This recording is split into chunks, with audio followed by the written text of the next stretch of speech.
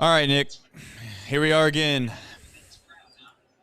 Some call it deja vu. Reds trail 3-0. They have not scored in a significant amount of time. I've not done the math, but I'm pretty sure we're near, what would 26. that be? 27 innings. Hopefully that's not the case. Hopefully it's 26 innings. It almost feels like, Nick, if we just score a run or 2 runs here, it at least gets the monkey off the back, right? That's not saying that's we're not here for what do they call that? Moral victories, but we need to get this monkey off the back, man. Yeah, I mean, definitely not the way you draw it up the start of the second half. That's for sure. Feels like it'll just all come at once somehow. Whether it's tonight, whether it's tomorrow, whether it's Monday. Baseball's weird, man. It is weird. It's a goofy game. I'm going to try to save a lot of this for during the actual show. So I know there's many people that are frustrated. I'm right there with them.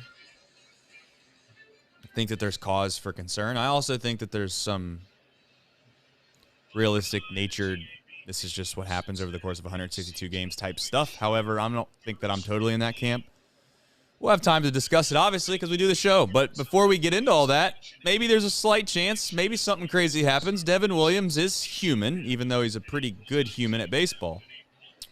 Maybe we get, I don't want to say lucky. Lucky is the word that comes to mind, though. Do we get one of those innings where he just hits 2 guys and he walks 2 guys and you get 1 hit off of him, and next thing you know, you find a way to score 4 here? Be nice. I mean, I know. It is important, though, that you make him throw pitches no matter what. Right. Yeah, he's done for tomorrow if he throws some pitches. I mean, they typically don't pitch him 3 days in a row regardless, but, he goes a quick 1, 2, 3 here. The Brewers know how big tomorrow is, if they're able to hang on tonight. So it's definitely important to see some pitches. Well, we're about to find out. We'll see. We will see. Just need some good at-bats, man. It's a good take. Thanks, John. He's trying to will it into existence. Yeah. Spoil it. John's a good man. Cliche it. Jinx the hell out of it, John. All right. There's some good topics to talk about tonight. There's frustration in the air. I understand, again, why some people are very mad. But I think that there's some things to talk about that are pretty interesting and important. I'm sure this won't get into the rundown, but what'd you think about that 3-0 pitch to Votto? Have you ever seen like a 3-0 miss by a guy that really wasn't like that all over the place? I think what happened was Votto walking out of the box kind of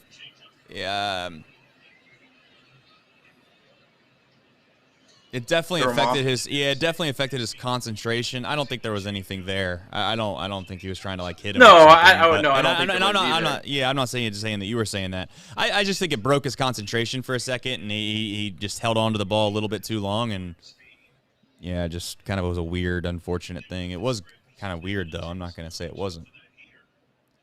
Just such a good changeup right there.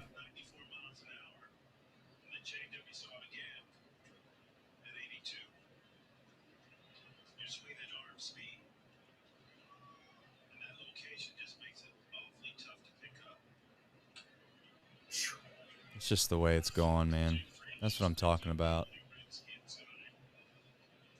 Ball's 9 inches up, maybe 10 inches up, and semi-check swing, and you foul it off.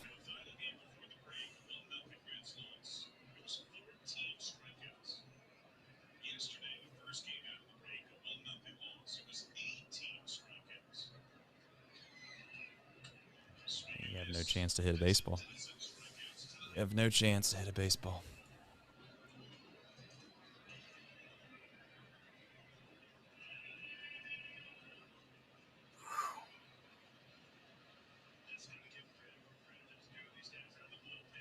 Yeah, I mean, that's where I disagree, Barry. I mean, I disagree a lot with Barry.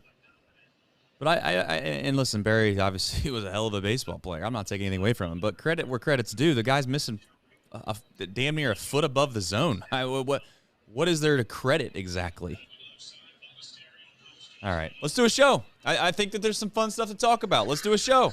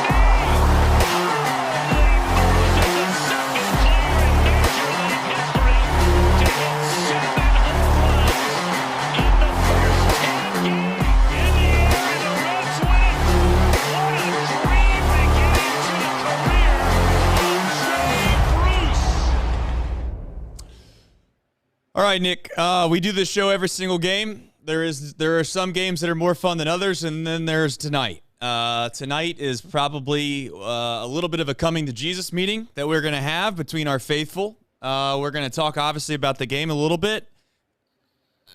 I think that there's rational people that can be very frustrated right now, and I think that we have a fair and honest conversation. I know, Nick, that you're more of the guy that is very rational. You try to take things as they are. Maybe I get a little too animated, too over-passionate at times. I'm trying to rein it in, per se. I'm trying to make sure that I don't panic. I'm trying to make sure that everything's going to be A-okay, Nick. However, I will point out, don't tell me to calm down and act like everything's perfectly fine. Because if that's the case, then I suggest maybe we're probably not the same types of people, and that's okay.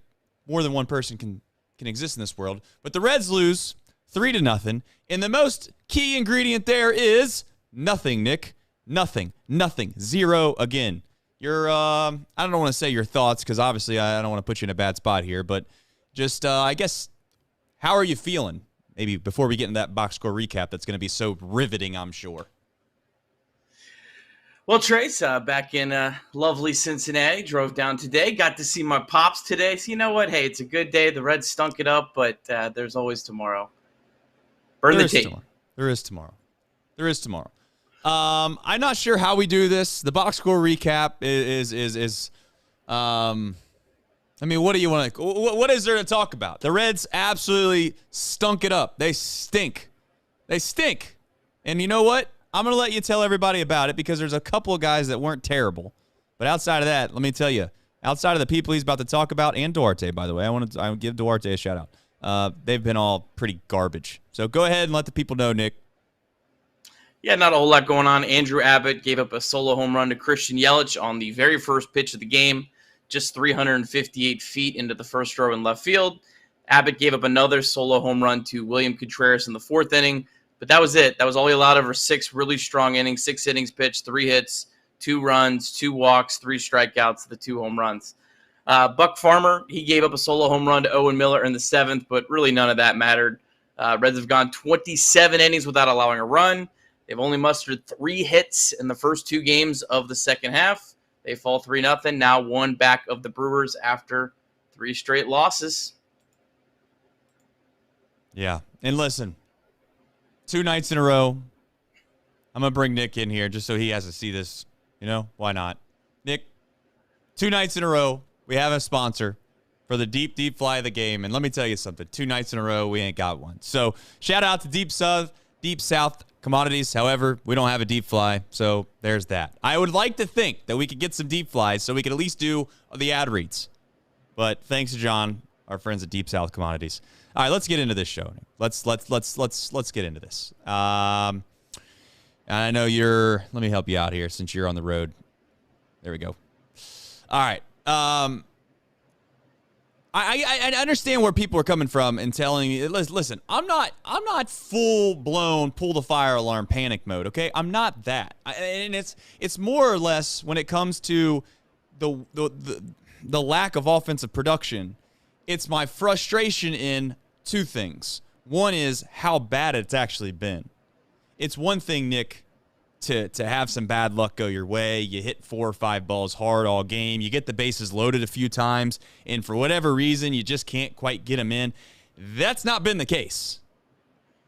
It's been straight up, you've gotten shoved on, and you can sit here and tell me, oh, it's great pitching, and I've seen people complain about umpiring, and you know what? Sometimes I get it. I understand that certain pitches during a game mean more than others, but from an overall 30,000 feet view above of this thing, the absolute biggest thing that you can take away is that the at-bats that the Cincinnati Reds have traditionally done throughout the course of this year have been absent the past 3 games.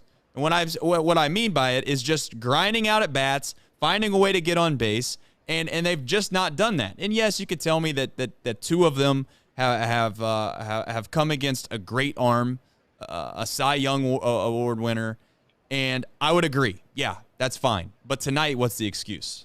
What's the excuse tonight is my question. Yeah, I mean, only 3 hard hit balls tonight, so they're really, was absolutely nothing going offensively outside of Will Benson. Hey, Will Benson had good at bats. That was literally it. He had 2 walks. I think 2 of the 3 base runners. But yeah, I mean, I think that there hasn't been as patient of at bats. And Trace, I think when you win 12 games in a row, there's a lot of factors as to why you win 12 games in a row. You're hot at the right time. You have some good fortune. Ricky Karcher game. There was just so many different little things that went right to win 12 games in a row. When you get 3 hits over 2 games, you lose 3 in a row to the Brewers. There's a lot of factors as to why that happens. I think there was some poor at-bats. I think there were some guys that are just kind of all slumping at the same time. I mean, I think Spencer Steer's over his last 21. That's not been the player we saw all year. I think you can also throw in the umpire. It's not an excuse. It's not the reason they lost. They lost 3-0. But the umpire didn't help them. When things are going south and you're getting Spencer Steer is struggling as much as he is, and he's getting a strike called 3 feet outside, that doesn't help it. And so I think it's just a lot of factors that have all kind of culminated into this. And, you got to try to stop the skid tomorrow. It's about limiting losing streaks. That's the name of the game, in my opinion, the rest of this year. And that'll probably be what determines where the Reds end up at the end of the year. Are they able to limit these losing streaks? Are they able to limit these skids? Because you're going to have really just ugly, disgusting baseball games like the last 2 nights. I hear everybody, and I also understand people are going to logically say that when you win 12 games, you're due for something bad happening, and that's a fair point. However, I don't want to hear this logic of, okay, here's where I'm at. If we're going to sit around and act like the clubhouse energy and the team leadership and all these things are the reason as to why you can't move guys or you don't want to touch guys, then I'd like to point out that these are the times where you need those guys to step up, okay? And I'm not trying to kill Jonathan India per se. I'm not trying to crush him. But if you're a leader and you're a guy that you can't have the type of month that he's had when you are the bona fide guy or you're supposed to be the bona fide guy. It just can't happen. Especially during a time right now where, call it what you want, but it's a little bit of nut-cutting time. I know that's a term that we've used, and it's a little bit of a joke, etc. But here's where the frustration for me mounts. Everyone could say, oh, it's only 3 games. Oh, it's only 4 games. It's only 5 games. It's a week. It's 162 games. Nick, there's a 2-team race, in my opinion, for this division. There's 2 teams. One of them is Milwaukee. One of them is us. We had a chance, and I know it's not a likely chance. Don't kill me, chat, and don't kill me on the podcast. People are going to tweet, oh, yeah, that's unrealistic to expect. But you had a chance going into tonight. after tonight's game, sitting here right now, 7 games up in the division. 7. And you find yourself down 1. So you can sit here and say, well, these games aren't a big deal, or not that anyone's saying they're not a big deal, but you can say you can't convince me that these games don't mean more than some random series against the Mets halfway, the rest of the year. They're not. You can convince yourself if you want to make yourself feel better. You know how people that have issues in life, they always want to tell themselves, "Oh, it's okay, Johnny. It's all right. Don't worry about that." Oh, you were late for work? Don't worry about it. It's not a big deal. The boss will understand. Okay, that's a loser's mentality. That is a straight-up loser's mentality. There's times that mean more than others. Your job interview is more important during that sliver of your life than what you're going to do on the next Friday night with your buddies. It just is. So you can say whatever you want, but these games against the Brewers in this little stretch was more important than any time throughout the rest of the year. And when you need your leaders to step up, my question is, where are they? Where are they? So the next time I hear someone tell me that we can't possibly trade somebody because X player is a big clubhouse guy or X player is he means too much to the team, I would just simply say, where are they when it matters? Because right now, I don't see any quote-unquote huge clubhouse guys or quote-unquote huge leaders. Now, I'm not suggesting that we should go off on the deep end, Nick, and jump off and say, oh, the season's over. I've seen people in the chat tell me that the season's over and all this. It's not over. I'm not that guy. I'm not sounding off the alarm, Nick. But what I am going to say is that you cannot convince me after the fact that there's nobody on this team that can be moved or they're huge pieces down the road. I'm not buying it. I'm not buying it because we've not got Jose Barrero, look it up, has had a better month than your boy Jonathan India. Look it up. Kill me if you want, but that's a fact. The last month that Jose Barrero was in this league, Major League Baseball, his last month was better than Jonathan India's. That's just straight facts. Anyways, I'm waiting for somebody to step up. Like when a guy's on second base with 2 outs, find a way to get a hit. I know that's easy to say, but don't come at me with the fact that we got huge leaders on this team. We've had huge leaders on this team that have come up, and they've been rookies. And it's time for some of those veterans, Nick, to pick the rookies up when they're struggling. Somebody step up and help out Spencer Steer. Somebody step up and help out Matt McClain. Somebody step up and help one of these guys that we knew were probably going to regress. But nobody stepped up. A bunch of goose eggs so far. And again, it's only been a week. I get it. But I point back to the fact that you could be 7 games up in the division, and you're 1 game down. I know that's hard to come back from that, Nick. I don't know what to say. I'm a little pissed off, and I'm also a little realistic in thinking the season's not over. It's not over, but damn it, I don't want to hear one person tell me that these games mean just as much as the next, because they don't.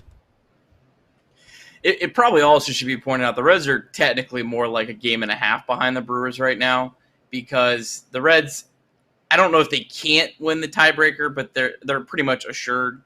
What are they, 2-7 now against the Brewers? So I don't know. You have to. There's no tiebreaker games anymore if you end the season tied. So the head-to-heads, so it's essentially the Reds are a game and a half behind them, so they would have to finish ahead of them. Tied would do nothing for the Reds, so that should be pointed out. I do not think it's time to hit the full panic button. I'm not there. I do think your point, though, about players maybe being a little bit more expendable and the vibes and all that, I think that's probably fair. And I mean, I'll just say it. I mean, look, there's a pretty, interesting move you could make, and that would be, you could platoon Jonathan India and call up CES. I mean, that's what other move are you going to make other than that? I mean, that's the only move that I can think of. I don't know. I honestly don't know if that's the right move. But that's that's the only thing I can think that you could really do right now if you're trying to spark the offense or anything like that. That's really the only move out there, unless I'm missing something. We got a couple super chats. I want to point them out really quickly. Yo boy Pop Tart, nice handle there. I mean, I don't know how that one was even available. How do y'all feel about the new spot India is in the lineup? Do you think it was the Reds bats or Brewers pitching that caused these shutouts? I think I answered a lot of that. Both. Listen, yeah, it's a little bit of both, which is a bad answer. It's a political answer, but that's the one. That's how I feel. Trace is going off right now. I love it. Little trucking. I'm not trying to be that. Listen, I'm not trying to be like a personality when it comes to these things. I'm just being myself. I'm just saying how I feel. And it's at the same time. Let's jump down in the thing. I know it's hard for us to do this, and maybe in real time. Forget the graphics of the night because you're not in your thing, and it's hard for me to figure out exactly where we're going. But let's jump down to the blocked players. Let me see if that works. Yep, blocked players, because you brought up a great point. This whole situation with CES, right? And I put out a tweet earlier this morning that was a little bit of a poll, just challenging people on what would they do if you want to bring up CES. This CES thing is a little more complicated than everyone on Twitter wants to make it out to be. This isn't just bring CES, stick them in the lineup, and there's multiple points I want to make here. But that's going to take away everyday opportunities from somebody, because you don't bring CES up and as a young player and he does some kind of, platoon, or he's going to get, 2 starts a week. That's not what you do with a young player. You bring him up like Matt McClain, like Ellie, like all these guys that we brought up. Steer, obviously, but he started the year off with us. You bring him up and they play. That's how it works. If you bring CES up and you get rid of Casale, what does that accomplish? Because let's go through it against a right-handed pitcher, right? Because against a left-handed pitcher, excuse me. Go ahead, Nick.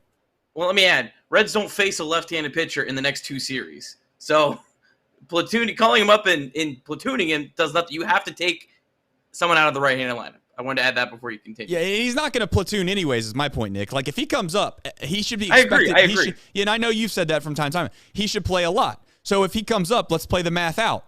You have to sit somebody in the outfield. Are you going to sit Will Benson right now? The answer is no. And if you do sit Will Benson, you're an idiot. TJ Friedl, are you going to sit him?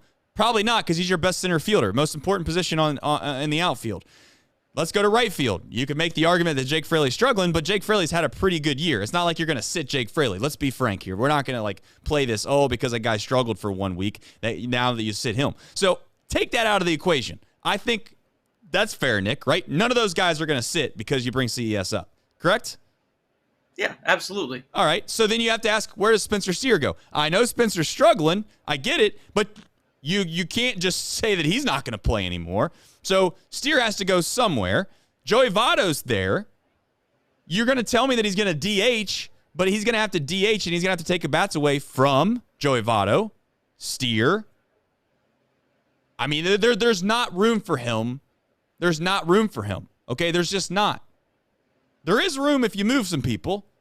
We've talked about it on this show at length, and we're not going to get into that now because I don't want to do that. But I just want to point out, Nick, that it's not just this simple thing to say, bring CES up. I do want to remind everyone, I'm a big CES stan. I love CES, Nick, but it's also not fair to CES to be the savior that's going to come up here and help rectify a struggling offense and or, be the difference maker. Do I think he's the best hitter in our organization? I think you can make a case for it, Nick. So I do love CES, but I'm not expecting him to come up and have like a Matt McClain start or an Ellie start, which Ellie's obviously struggled a little bit here of late, but my point stands. Nick, it's not fair to ask CES to come up and be the savior. And on top of that, who are you going to take at bats away from? It's not like you can cut Casale and fix the problem. Well, let's talk through this. Let's say I see everyone in the chat, bench India. You call up CES and you have him take at bats from Jonathan and you move guys around. You could make that work. How much pressure are you putting on CES? You're coming up and you're benching Jonathan India, the guy that was probably had the most jersey sales coming into the year. Yeah, but that's changed. No, but I'm just saying, right. That's a lot of pressure. It's not going to be a popular move with a lot of people. It's not going to probably be a popular move in the clubhouse. That would be like the first real move, I think, this season that would really send some real shockwaves. So I don't know. It's just a tough situation with where the Reds are. I put blocked players into this rundown for a totally different reason, which was funny, and it worked its way into the show tonight. I put it in more, and we don't have to even get into it now because of how the night went. I put more into it, but I keep seeing everyone saying Edwin Arroyo's blocked and Chase Petty's blocked behind guys, and I wanted to talk more about how I think that in itself is kind of ludicrous because I'm not worried about who's blocked in 2025 and 2026. That was actually why I put this into the rundown. But it did work its way. I was just saying who's really blocked other than CES right now. No one else is blocked. No, but you know, if you know what, I'll put my neck out there. I'll say how I feel about it. If it was up to me, I don't give a rat's ass about anybody's feelings. That's how I roll. You know what? If you're not a professional enough of an athlete to come into the clubhouse every day and play your position and do the best you possibly can, I could give a rat's tail how you feel, okay? Yeah, would I like everything to be cozy? Would I like everybody to get along? Would I like everyone to go out to the bowling alleys after and start bowling together and ham it up? Yeah, maybe so. But I could care less. I could care less. And you know what I would do? I'd tell Jonathan India, we're going to have to figure something out, brother. We're going to have to figure something out. Because I can't have a guy hitting a $125 and just sit here and act like everything's perfectly fine. I'm going to hit you in the 3-hole for the next month when you're hitting like 195. Now, again, these stats aren't looking up. I could go look them up. But my main point is I have maybe the organization's best hitter, okay, in AAA right now, and he's getting blocked by a below-average second baseman defensively. The metrics prove that, okay? Yeah, he might make a good play here and there. That's cool. I could give a rat's tail. But if India's going to hit like that, then, you know, I trade him for a bag of sunflower seeds and I move on. I'm ready to go. Now, I know people think that that's overzealous. I've been thinking that for a long time. This isn't some overreactionary thing by Trace. I've been thinking that for a very long time. Yeah, I get he's a fan favorite, but I don't care about that. I care about production. Because you could say whatever you want to me, Nick, about how big of a clubhouse guy he is. Okay, yeah, he was a big clubhouse guy for some 90-loss teams, for some 100-loss teams. Big clubhouse guy. Love it. That's great. I'm glad he was a little bit of a shining light during some really bad times. But like I said before, just because they're the prettiest girl at the trailer park doesn't mean they're the prettiest girl in the world. You can move on once you find greener pastures. And my main point is that Matt McClain can play second base at a Gold Glove level. Ellie De La Cruz can shift right over to shortstop. We keep it on moving. And you could kill me if you want, but I'm ready for the future regardless. And guess what? If Jonathan India, I'm going to lay it out there for everybody. If Jonathan India is not the future of this franchise in 2 to 3 years, then if he's not going to produce and he's going to be a below average player, then I'm not, that he's got no place for me. Don't care. Don't care.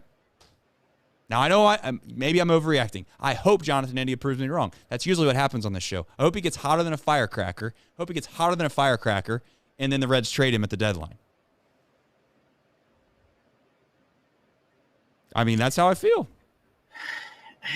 It's a tough spot. I mean, I think the situation's almost easier if India was producing and you needed to make a move to get CES up, because I think you could trade him right now.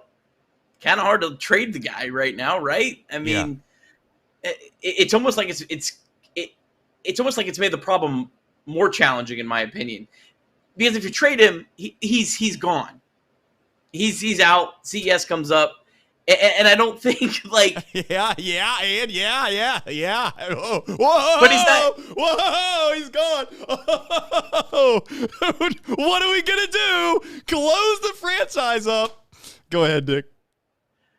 But again, CES comes up and goes 0 for 20, and then you got Curb Herb Street jumping online. You bunch of idiots running this franchise. Like, you're putting a lot more pressure. That's more what I was getting at. Where if you trade him, hey, it's done, it's over. But if he's sitting on the bench and CES comes up and struggles, it really what happens? is Let me a ask tough you this. situation. Let me ask you this, because I've been saying this you could go back and look it up. You can call me toxic and that I overreact and all that. I said straight to your face, Nick, straight to your face. I said, what happens when the Reds realize they're just going to bring up Matt McClain after he's proven he's probably one of the best players in this organization out of spring training? What happens when they bring CES up? They bring Ellie up. What happens at the end of the year if it looks like this? Well, I don't know. Maybe the first 3 or 4 weeks when this team was absolutely garbage and nobody thought they were going to be worth a damn. What happens at the end of the year if we lose by a game game, how you going to feel? Do you remember me asking me that? Do you remember me saying, what if this team doesn't make the playoffs by one game? And the reason was because we realized that all of these guys in spring training that look like they belonged actually do belong. And next thing you know, it's too late. Now, again, I'm okay with not trading the farm this year. I'm okay with winning next year. I am okay with that. But I'm not going to sit around and let a guy block one of the best hitters in this organization when they don't produce, and they're not going to be a part of the future. They're not. You can say whatever you want. I cannot be convinced that Jonathan India is the future second baseman of this franchise in 3 years. I can't be convinced he's a starting second baseman in April 2024. So here's my final point with this, and I get people like, oh, Trace hates Jonathan India. I don't hate Jonathan India. What I do want to say is this, simply, okay? Hear me out when I say this. This comes from a place of just realism and deep thought. I've thought about this a lot. This isn't just Trace going off the rails. It is Trace going off the rails. But this isn't Trace just going off the rails because I've watched this over the last 2 games. This is Trace getting frustrated because the Reds they're gonna hide behind basically this concept that this guy's a leader, clubhouse guy, all this. But this year, more or less for me, was to figure out what we have, figure out what we need to go get, figure out how things look in the future. Okay? Jonathan India, this is what the stats say, and this is what your eyeballs will tell you if you watch long enough, is a below average defensive second baseman.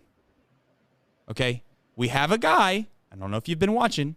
Yes, he plays unbelievable shortstop. And maybe you could argue that's why you shouldn't move him because he's so great there. But he's played a couple games at second base. His name's Matt McClain. He wears number 9. He's unbelievably defensively. He's made unbelievable plays over there already at second base.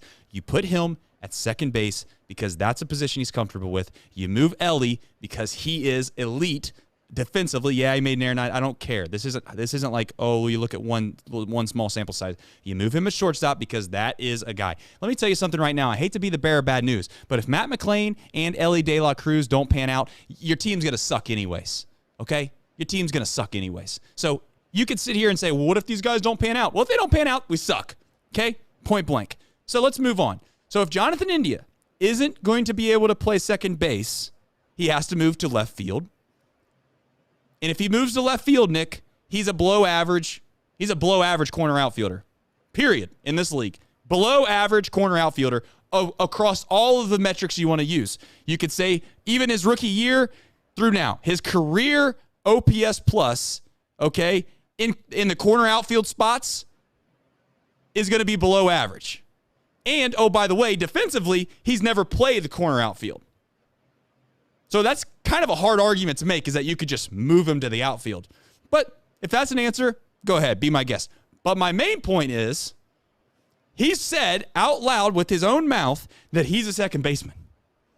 And if he's a second baseman, do you think for 1 millisecond that the Cincinnati Reds front office and Jonathan India are going to agree on terms to extend Jonathan India at second base with what they have coming up in the pipeline? The answer is no, they are not. So I laid it out as clear as I could. He's not a part of the future unless Jonathan India changes his mind. And Jonathan India's not going to change his mind because he can somewhat, and I say somewhat, I would say he could play second base. He can play second base. He's just not going to be able to play second base when he's got guys behind him that can play it better than he can. So at the end of the day, he doesn't have a space at second base in this franchise. Like it or not, say whatever you want. He just doesn't have it. That's the cold, hard truth. Doesn't mean I don't like Jonathan India. That's just the facts. So my main point about all this, Nick, is that I will grow frustrated as the season goes on if Jonathan India is not going to produce. Because if he's not going to produce, then he's wasting my time. Because he's not a part of the future. I don't need to see what I have in him. And that's where we're at. And I hope to God that people don't think that I just hate Jonathan India. I don't. I hate the situation we are in currently because at the end of the day, Jonathan India needs to produce. And if he doesn't, I don't care what we trade him for, Nick. That's the last point I want to make about this. I don't care what we trade him for because the value that I get with him not playing second base is so much greater than the bag of baseballs or the sunflower seeds or the bag of baseballs and sunflower seeds that we're going to get for him in a trade. Wait until you see how pissed off the rest of the fan base is when we don't get a lot for Jonathan India in return, largely because a lot of general managers probably don't value average hitting, below average fielding second basemen. I'll shut up and listen, Nick. I need to shut up anyways. Yeah, I don't agree on the it's okay just to trade him for nothing. I don't think that's the. Maybe if we had more at stake this year, maybe I would listen to something like that. But I don't. What are you going to get back for him? That. Right now, probably not much. But I mean, I think he's still a player that could establish some more value. I mean, I think you could probably make a case that they maybe waited too long. And this is every day that we wait is a day too long, brother. Every chip you push in the middle when you don't have a two pair or you don't have a flush and you're looking around and there's 4 guys in the pot, every chip you put in is 1 chip late. You should have folded them cards a little while ago. No? Yeah. No. I think you're right, but I mean, I think he's still a guy that could increase his value if he played well at some point. So I don't agree just rushing into to trading guys because it makes things more convenient in the short term. I think that's exactly why at least I'm against trying to blow things up for starting pitching right now. I think India's in the same boat. I don't want to see the Reds making short-term moves very often. I think every move, or just about every move they make, should be focused on, the long-term strength of the organization. And if you think that you can, get something more for India by holding on a little bit longer, I think you'll hold on to him for that fact. But okay, I and I'm not disagreeing with that. But if we don't trade him at the deadline, then we have to trade him in the offseason.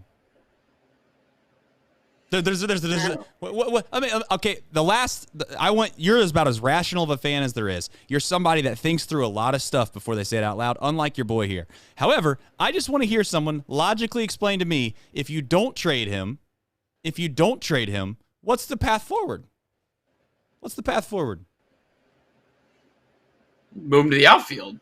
If you move him to the outfield, do you agree that metric-wise, he is a below-average hitting outfielder? Below average, I think he could probably be an average. Again, go ahead, finish your point. I'm sorry.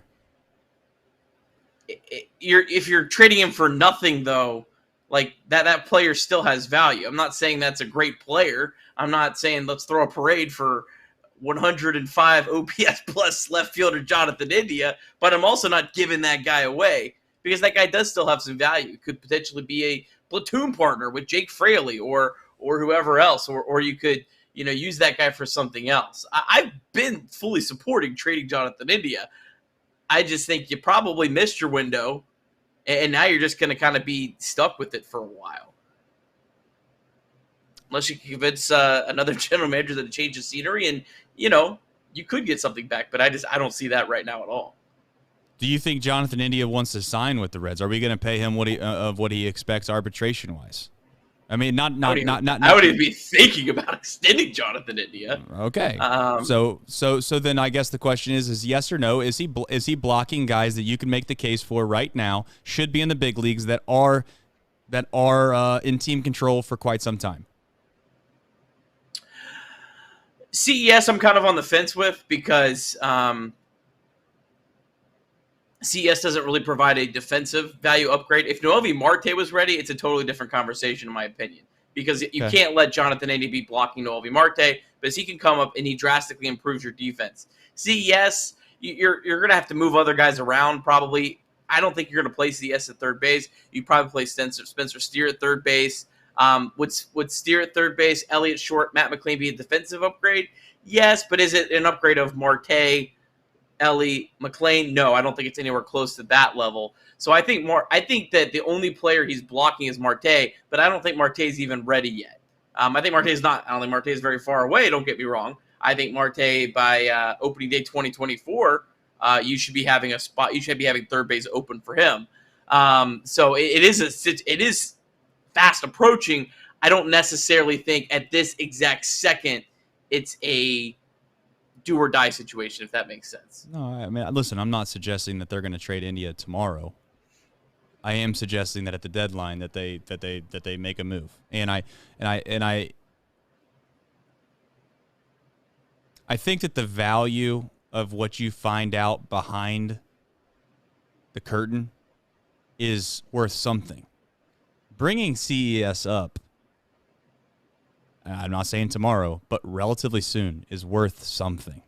It has to be considered in the calculations of when you're making a trade. We're not trading Jonathan India if there wasn't guys behind him that we thought were going to be relatively, their floor wasn't going to be relatively close to the production we've gotten out of the Jonathan India. We wouldn't be doing that. So you have to calculate that into the trade. I agree. And I also think there's probably another factor into this that we probably haven't mentioned yet is I would imagine if the Reds front office was being honest, there's probably some concerns about can Joey Votto stay healthy? Because you make this move, a week later, Joey Votto, he's 39 years old. Those players at that age get hurt much more frequently. And then, boom, there's a spot for CES just like that. So there's so many moving parts to everything going on right now with the Reds. Almost, I can't really remember a situation like this where every move you make, there's like 5 different cause and effects. Right. It feels like, and it makes it tricky. It's not an easy situation to navigate. And I think anyone that says it's an easy situation to navigate, this is for sure what you do. I think that's probably a little overzealous, at least in my opinion. Yeah.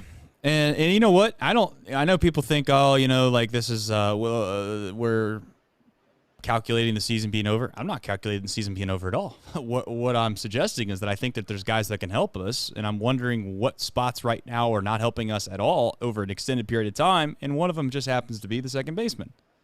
And if that second baseman has value, I'd like to get some return on that value before the value is completely gone. The longer the Reds hold on to Jonathan India, I think, in my mind, the value for him goes down. Unless you got 2 teams bidding over him, maybe, but I don't know. I'd like to think that at the deadline, there might be somebody that's reaching that might just think that might be able to fill their hole at second base that they need for a playoff run. I don't think the offseason's one where most people will do it. Most of the time in the offseason, there's not as what I would call or what I would consider as maybe as lucrative trade opportunities. So, again, to be clear, I'm not suggesting the season's over by any means. I'm not even all that overly concerned about this offense. I think that some of these guys will bounce back. And, I just bring up that as much as you want to bring up the fact that he was a Rookie of the Year, and that's great. I think that he was a Rookie of the Year. Then you need to also bring up the last 2 seasons. So. Yeah, I think that's fair. All right, let's jump into Abbott. I know we've been all over the place tonight, or I've been all over the place. Let me put that into the script. This is another bright spot. Andrew Abbott threw the ball well. He got hit a little bit, but his home runs were solo, which makes things look a little bit better. Are you concerned that Abbott's given up as many home runs as he has, or where are you at with that?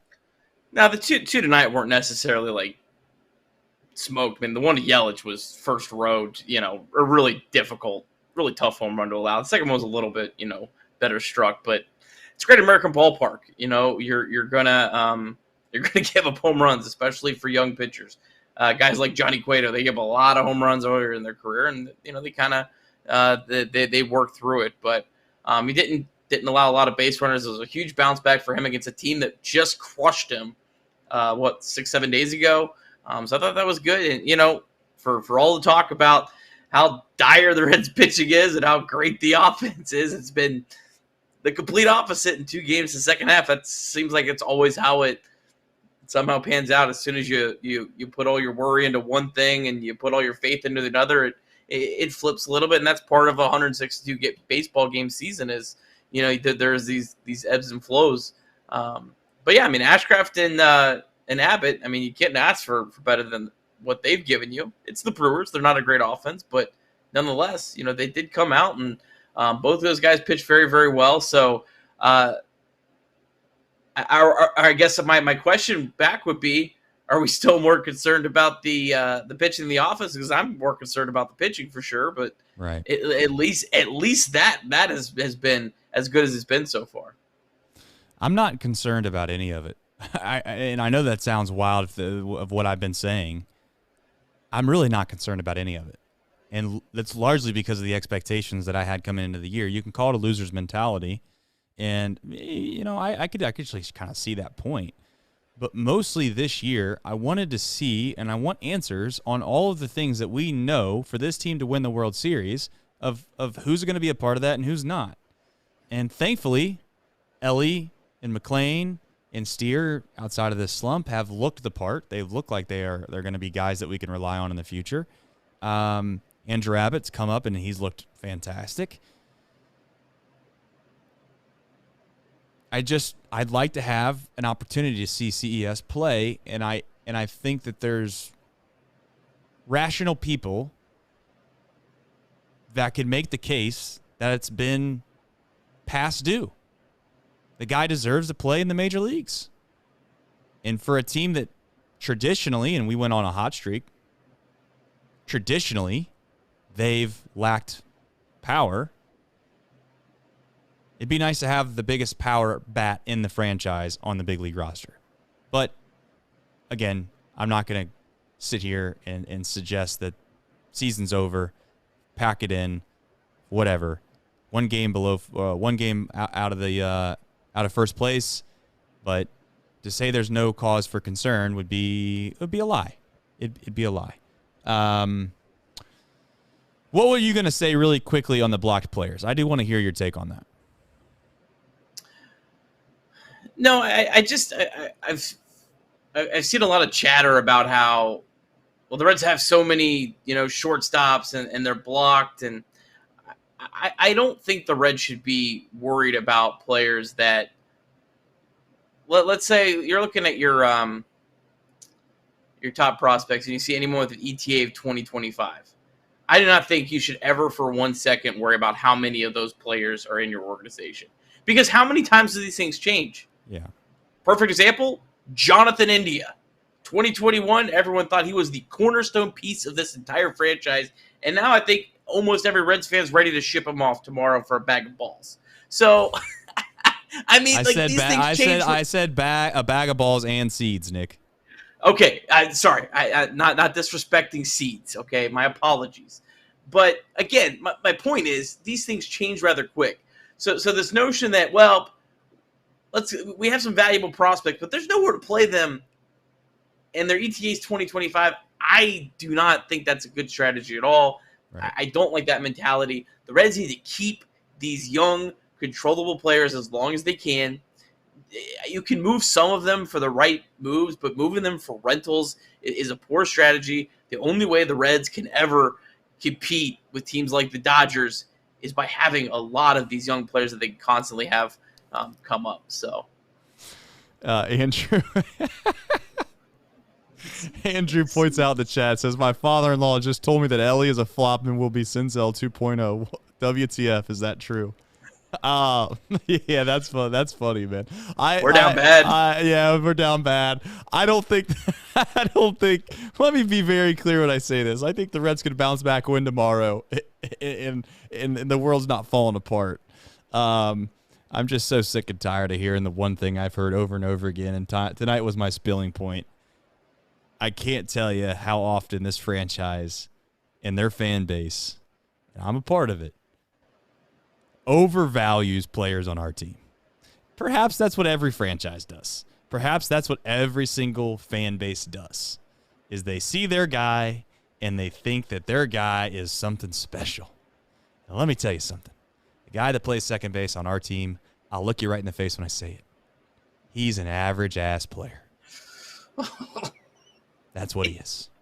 That's what he is. Cold-hearted. That's what he is. And that's the facts. If you don't like that, I'm sorry. I don't like it either.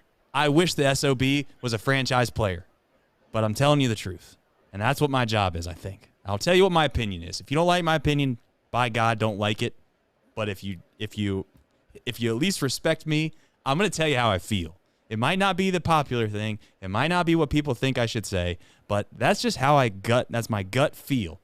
And you know what? I seen a guy in spring training, Nick, that looked like he was above and shoulders the best hitter in this franchise for like 3 or 4 weeks. Do I need to remind everybody, Nick, that the guy hit like 500 during spring training and legitimately looked like the best hitter in our franchise? And you know what? He just might be. And then all of a sudden, he goes to AAA, tears the cover off the baseball, does everything he could humanly possibly do to get called up to the big leagues. And we got a guy that for the last month has played worse than Jose Barrero played his last month in the big leagues. And you know what you said about Jose Barrero? I didn't forget what you said about Jose Barrero. So if you're going to have the same energy with Jose Barrero, have the same energy for your boy. That's all. I'm done. That's the last thing I'll say tonight. I promise. Reds MILB. Should we get into that? Hold on. Really good point by Jared talking about the Brewers' upcoming schedule. I think this is worth noting. Brewers, after the series is over, they have an off day, but then they go to Philly for 3 games, and then they have 3 games at home against the Braves. So they have a very tough week. So Brewers come in, sweep the Reds, and then go 1-5 next week, and we're in a completely different spot next week. So I just think that was worth noting. Good point by Jared in the chat. Thank you, Jared, for bringing that up. All right, let's get this Reds MLB because it was a lot better than the show today. Thank God. Little Bats. They won 8-1. Connor Phillips. Really solid start, 4 innings pitched, just allowed 1 run, struck out 5. Novi Marte, 2 for 4 with a double. Christian Encarnacion Strand, 2 for 3, 2 doubles, 2 walks. I think Reds fan Brandon tweeted out since some point, he has like 30 walks and 33 strikeouts. So that's really impressive how much he's improved this year at AAA. And Jose Barrero, guy deserves a lot of credit. Going down to AAA, he's really coming around. 2 for 2, 2 doubles, stole 2 bases tonight as well. And then Tony Santillan pitched a solid inning of relief for the Bats. Double-A Chattanooga also, good night for them. They won 11-3. Julian Aguilar, this was his Double-A debut, just got promoted. It couldn't have gone any better. 5 innings pitched, no runs, 5 strikeouts. Blake Dunn having a great year. He was 3 for 5. And then Jose Torres, not having a great year, did hit a home run for the Lookouts. Dayton was rained out. They'll be playing a doubleheader tomorrow. The Tortugas were supposed to play a doubleheader. Second game got suspended in the second inning, but they did win game 1 5-0. Hector Rodriguez, 1 for 4, stole a base. Acosta and Tanner both had hits as well. That's your Reds MILB presented by Betfred Sportsbook. Shout out to Betfred. We need some runs tomorrow, all right? And I have done a bad job this show. I've done a poor job. Some pay piss poor. I would say that it's not as bad as the Reds offense, but it's been bad. And the reason for that is that I need likes. This team's never needed more likes in their life, all right? They've never needed more likes than right now. We got 54 likes in here. We need to get to 100. We got 200 in here right now at this very moment. We just need likes. I don't know what you got to do tonight before you go to bed. Say whatever you need to say. Figure it out because we got to find a way to get some runs. Okay? And I know that sounds obvious. I know that sounds like something that, that the T-ball coach or the Little League coach tells you. But here's the truth. The Reds are in a position that we never thought they would be in at this point in the year. You can be very optimistic and believe in that and love that and think, you know what, not a big deal. Not a big deal. None of this is a big deal. You can have that opinion. And you know what?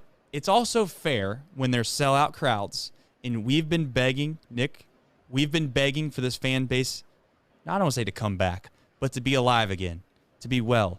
And that's what this Reds team has done. So just as there's people that are optimistic and realistic or whatever term you'd like to use, you also have to understand that this is professional sports, and there are people that engage in fandom, and they sell out Great American Ballpark, and they've done that. They've answered the bell. This franchise fan base has answered the bell. This franchise fan base was told god-awful things by their owner, and you know what? They've done nothing but sell out this ballpark since this team's been very competitive. And for that, I want to give our fan base their kudos. So you also could have, on the other side of the aisle, people that are incredibly frustrated right now screaming and yelling and being pissed off, and that's okay too, in my opinion. Because you know what? You can't have it both ways. You can't say we need to get a fan base rallied up and then not be happy when they're mad.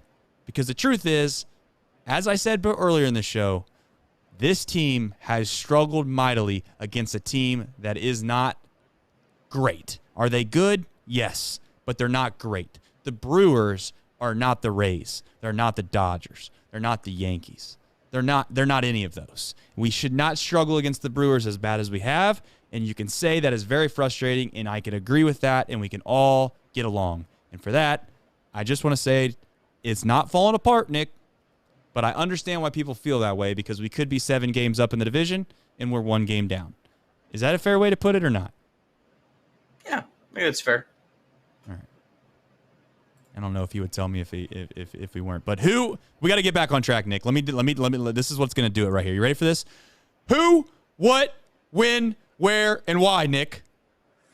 Well, tomorrow Reds need a win.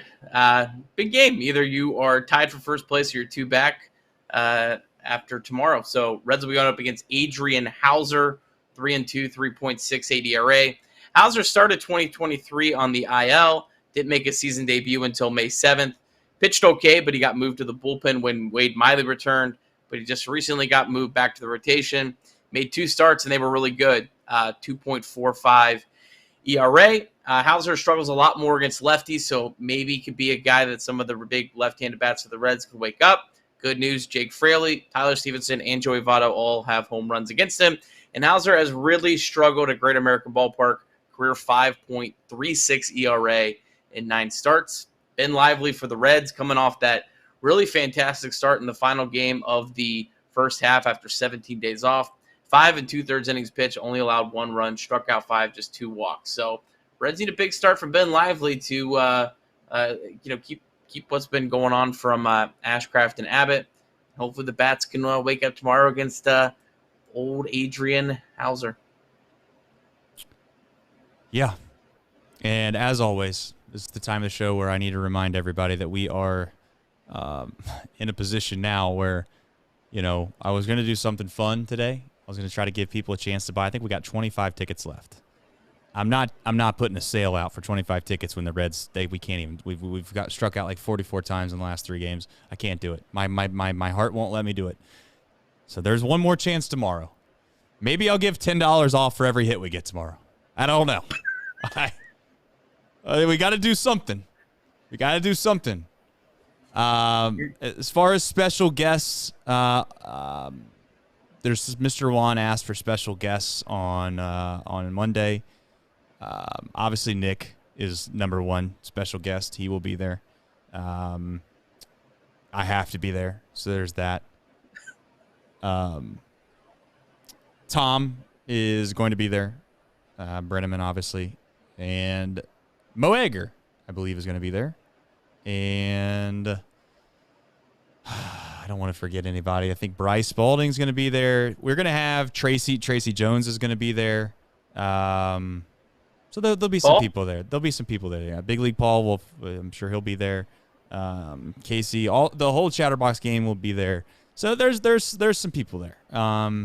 Hopefully, you could say hi to us if you're going. If you're not going and you have any interest, they're still on the website now. It's the river boat deck out there in center field, and we're going to see if we can't will this baseball team to a win on Monday if they don't get it done tomorrow. We need a win. We know we need a win, and by God, we're going to get a win. That's the positive vibe I'm going to leave for tonight. We will win tomorrow. By God, if we don't win tomorrow, we're going to win on Monday. I don't give a shit. And we're going to win this division. We're going to find a way to win the division. Don't get it twisted, Nick. We're going to win the division. All right? Believe it. That's where I'm at.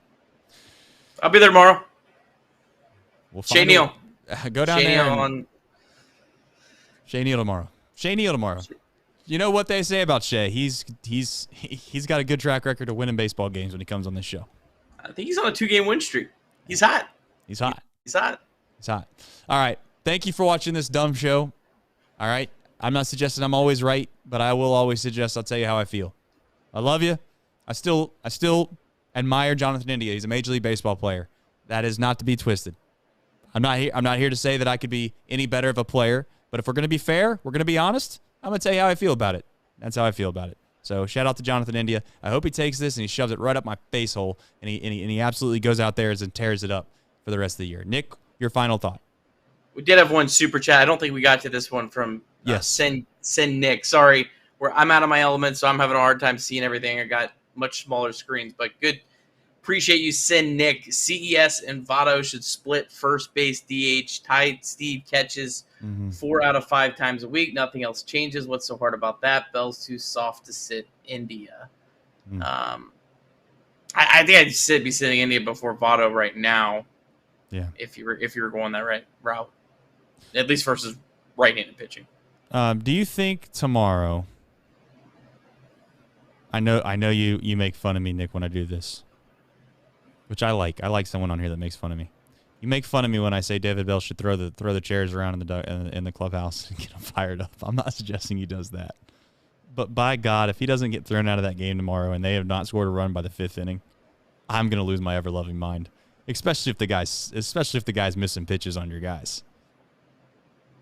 Just not gonna be a problem. We're gonna put up a 5 spot in the first inning and ride it. Let's go. Okay. All right. Love it.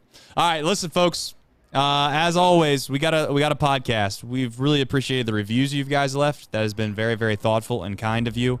Go download it, rate it, review it if you haven't already. We'll be there in form tomorrow, and as we do after every game, it'll be there in there for your morning coffee or however you consume your day or get it started. And I just want to say thank you for watching this incredibly dumb show. Our numbers are unbelievable. You guys are unbelievable.